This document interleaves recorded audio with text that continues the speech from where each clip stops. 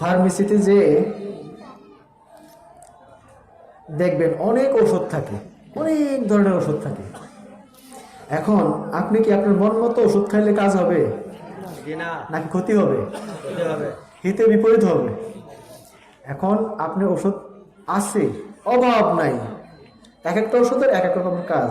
এখন এই ওষুধটা খাইতে হলে একজন ডাক্তারের পরামর্শ নিয়ে প্রেসক্রিপশন যখন দিবে তখন আপনি সে তার ফার্মেসিতে যে আছে তাকে দেখাইলে সে আপনাকে সে ওষুধগুলো দিবে। তারপর আপনি যদি সেগুলো নিয়ম মতো ব্যবহার করেন তাহলেই উপকার পাবেন।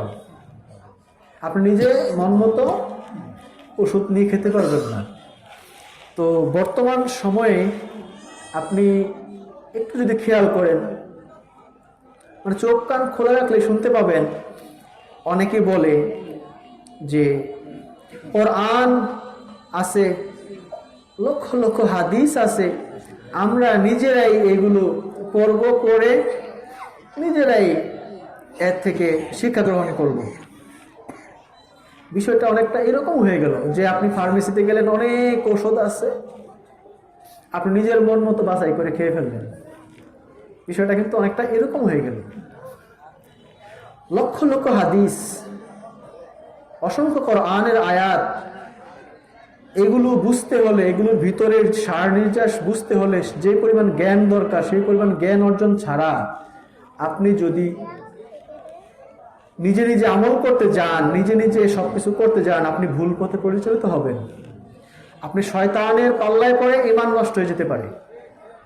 হ্যাঁ, এখন আপনি কি করবেন?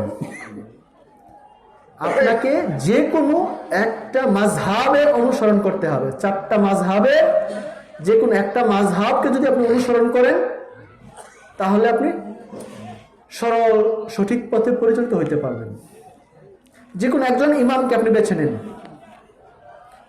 তাহলে যে আপনার রোগগুলো যেরকম ডাক্তার সাহেব আপনার কাছ থেকে শুনে ওষুধ দেয়, সেরকম মাযহাবের ইমামগণ সমস্ত কোরআন হাদিসগুলো নিয়ে রিসার্চ করে কার জন্য কোনটা প্রয়োজন, কোনটা প্রযোজ্য, এটা ওনারা সেখানে এই মাযহাবগুলোতে বলে দিয়েছেন।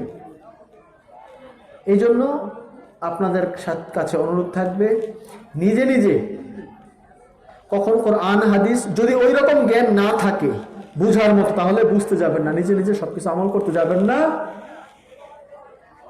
যে কোনো একজন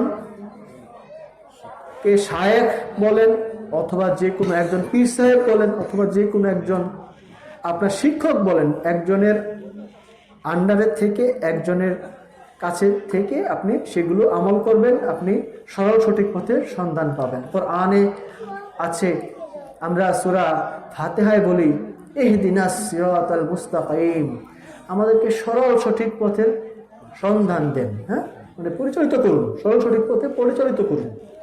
সরল সঠিক পথ কোনটা এটা বুঝতে হলে আপনার ওই ধরনের জ্ঞান লাগবে, যে জ্ঞান আপনার মধ্যে থাকলে আপনি নিজে নিজে বুঝতে পারবেন। এখন যদি আপনার জ্ঞানের স্তর একটু নিচে থাকে, এত উপরের জ্ঞান না থাকে, তাহলে যার এই ধরনের জ্ঞান আছে তার কাছে যাবেন, যে তার কাছ থেকে শিক্ষা গ্রহণ করবেন, তাহলেই সরল সঠিক পথে সন্ধান পাবেন। না হলে কি হবে? শয়তান এসে আপনাকে পথভ্রষ্ট করবে। আসসালামু আলাইকুম ওয়া রাহমাতুল্লাহ।